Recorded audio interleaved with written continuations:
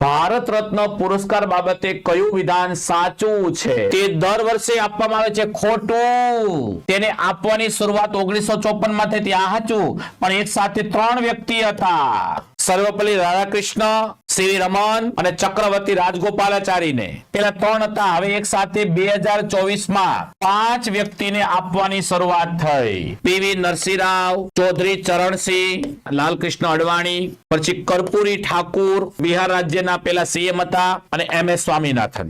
લીલી ક્રાંતિ એટલે કે હરિયાળી ક્રાંતિના પિતા, ગ્રીન રેવોલ્યુશનના પિતા હતા. ઘઉં અને ચોખામાં પહેલી વાર કરી હતી. આ 5 વ્યક્તિને ભારતમાં પહેલી વાર 2024 માં એક સાથે આપવામાં આવ્યો. એટલે આ વિધાન પણ ખોટું. ભારતનો સર્વોચ્ચ પુરસ્કાર ખરો, તો આ વિધાન પણ ખોટું.